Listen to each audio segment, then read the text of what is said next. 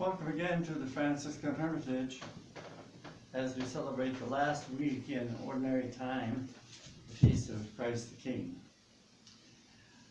You know, my dear friends, I think it's very important that you understand we're moving from a patriarchal model more and more into the creation model, which is the servant model. And that's what Jesus gave us. So this feast cannot be looked at as the kind of person you would see in a physical king here in our physical world. An updated translation of the gospel reads this way. Jesus says, "My kingdom does not exist of what you see around you. I am not that kind of king, not the world's kind of king." Jesus is a servant. And so when you talk about the kingship of Christ, you have to think in a completely different model. You know, I got this on the email just the other day, and I think it's a really good example of what Jesus is talking about. An anthropologist described his game to the children of an African tribe. Near a tree trunk, he placed a basket full of delicious fruits and told them, "The first one to reach the tree will get the basket." When he gave them the start signal, he was surprised that they walked together, holding hands, until they reached the tree. And they shared all the fruit together.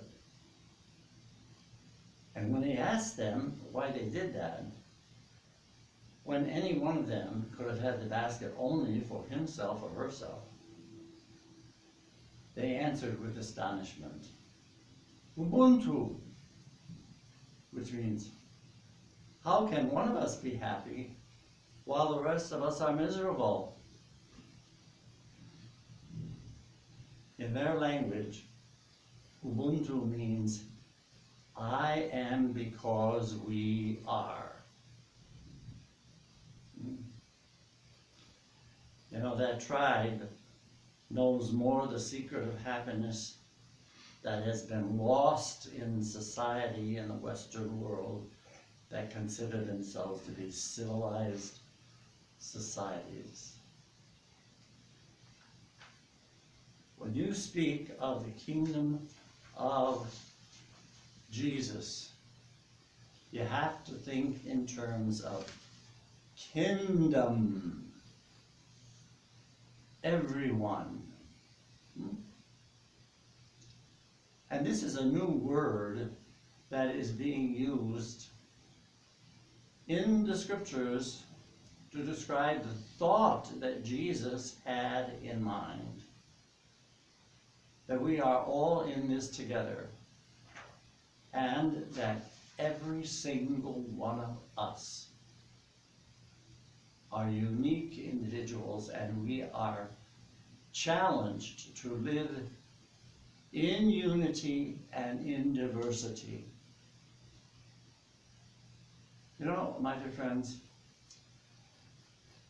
that kind of society actually exists, as I just pointed out in that little story, which is true.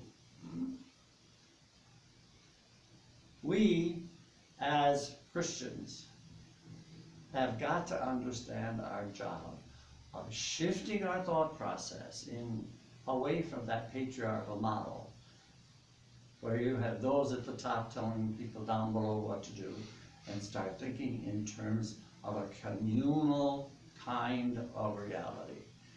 That is what Pope Francis is trying to do when he is initiating this new movement toward collegiality,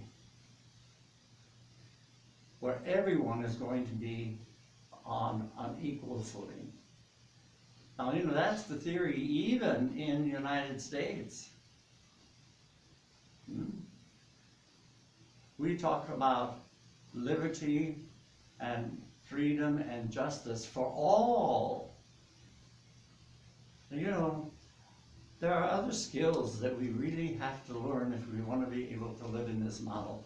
You know, just the other week, I was together with a lifelong friend, and I was sharing with him some of the things that were going on in my life, some challenges. And all he did was listen. He interjected a few questions for clarity's sake. He wanted to understand thoroughly what I was saying. He never made a judgment, never offered a solution. He just listened. And that's one of the reasons why in the Hermitage here, we have a course specifically on listening, because to listen is to love. And that's a skill that all of us need to work on. And perhaps as we begin the new liturgical year next year, you can prepare yourself for a resolution of some kind that will help you to move into the concept of kingdom rather than kingdom. And perhaps to start off learning how to develop listening skills that will express to the other person your love. Focused listening is a skill we all need.